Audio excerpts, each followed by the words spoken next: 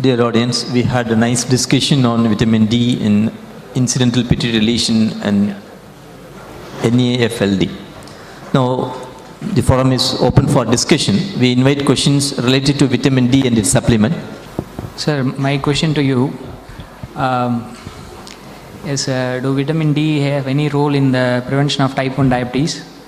That's question number one. And any role in the improving the beta cell function in type 2 diabetes? Any improvement in secretory function of the beta cell? Yeah, very important question. Yes, we have data from animal models of diabetes to show that the autoimmunity does come down. Some beta cell regenerative effect has been seen in cell culture models when they were treated with doses of calcitriol. But we just have no human data to support this. So as of now, we should not be using it. And regarding the beta cell protection, again, the inflammation does come down, but whether it actually translates into human beta cell regeneration, we do not know as of today. Yes.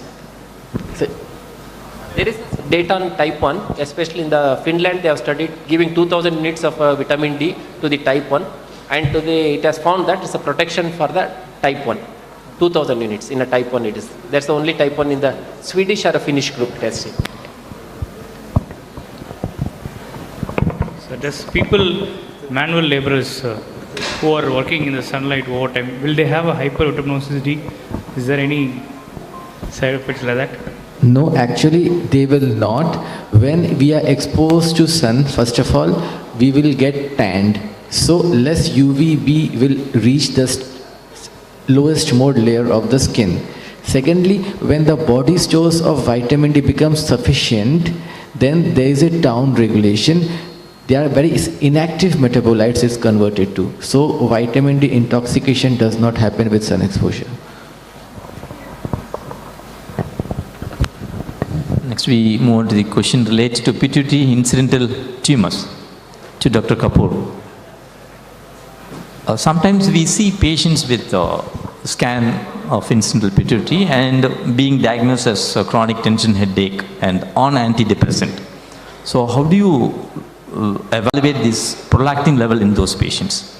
Right, so a lot of these antidepressants can increase the prolactin levels. However, the prolactin levels would never go into the tumor range, usually not more than 200 nanogram per deciliter. So it's important that we always, when we have a slightly elevated prolactin level, the first thing is to measure it in dilution to rule out any possibility of high dose hook effect, which is very common with prolactin. Sometimes, if that is also normal, in that case, then it would depend on a lot of other factors like the age of the patient, the parity, and just my elevated prolactin and there is no galacturia, then somebody who's around 40 years, I may not just chase it at all and probably leave it alone. But if it's a young patient and it's not a tumor again, just regularizing cycles by giving oral contraceptive pills would suffice. Can I add? Yes, it is a very simple drug-induced prolactinoma. You stop the drug for 3 days, it comes down. So if your patient's condition permits to stop the drug for 3 days, so you stop for 3 days. If it is a drug-induced, it comes down. That's the one simple test. Even the guidelines they suggest, especially many antipsychotics and all, they'll increase the thing. You stop the drug, especially even your antiemetics can increase. Patients on a antiemetic, PPIs and all have a elevated. You stop the drug for 3 days, recheck after 3 days, your prolactin will be normal. Yes, it is a drug-induced. If it is a tumor-induced, it persists.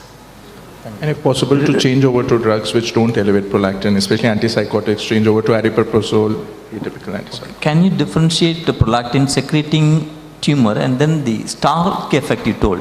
Is there any way of differentiating, or is it necessary to differentiate in terms of diagnostic? The treatment will be totally different. So how to differentiate these two? Yeah, so the important thing is stalk effect usually will never have prolactin levels in the tumor range. So it will always be less than 100. And it's very important to differentiate because if it's a prolactin secreting tumor, you need to treat it medically by giving drugs like cabergoline to reduce the tumor size. But if it's just a stalk effect, we need to manage that non-functional adenoma as we would have managed. So it's important to differentiate, but the important thing is the prolactin levels would always be less than 100 if it's a stalk. Is there any difference in managing incidental pituitary tumor in pregnant and non-pregnant? That means pregnancy, do you have any special So I did mention that there is hyperplasia during pregnancy that we should keep in consideration, because in that case, it will resolve after delivery.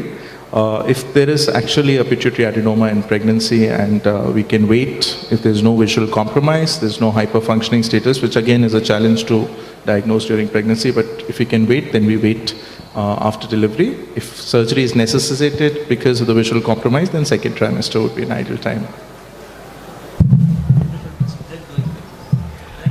Drug for? Again, prolactin diagnosing in pregnancy is very difficult, because normal pregnancy would have elevated prolactin levels. And so these people will usually not become pregnant because of the high prolactin. They'll be amenorrheic and anovulatory. Just to add one point, even hypophysitis can actually worsen in the pregnancy or in the immediate postpartum period, which can mimic a pituitary adenoma. We have a question from the audience. Regarding the gut, the probiotics and gut microbiota alteration and NFAD, and the role of probiotics. Can probiotics be given for the treatment for NAFL? Yeah, I think it's a big topic by itself. There is lots of role of your gut microbiota in obesity, and obesity has a direct link with the NASH. So that's why they are told that even post-operative, you are delaying your feed for a patient. There is a migration of your gut bacteria to the system and causing even the NASH. That has been studied.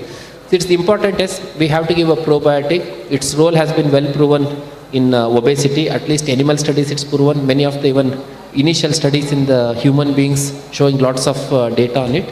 Yes, the obesity has a direct link with your NASH. That's all. Even NASH, the gut microbiota is one of the important thing for even NASH.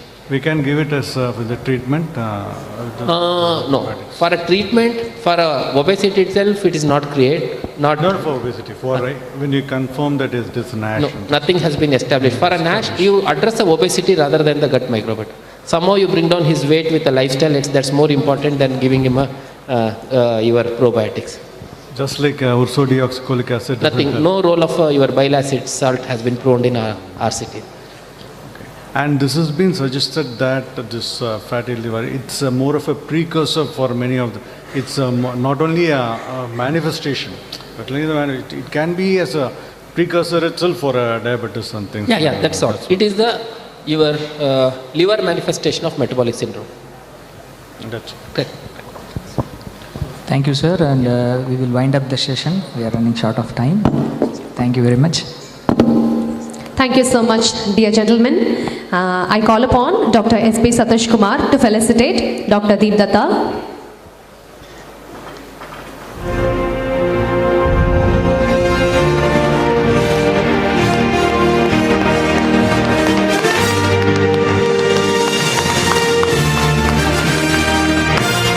I request Dr. N. Balamurugan to felicitate Dr. Nitin Kapoor.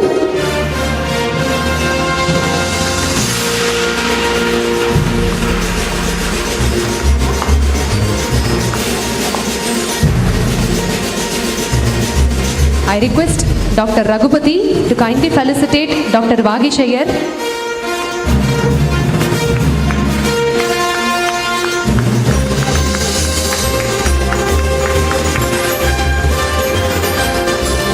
Over to chairpersons. I request Dr. Jayaprakash Sahu to kindly felicitate Dr. S.P. Satish Kumar.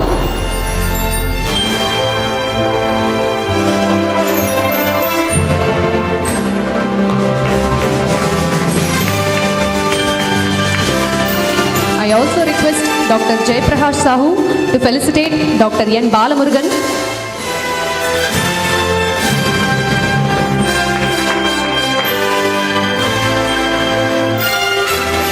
I call upon Dr. Suresh Prabhu to felicitate Dr. Raghupati.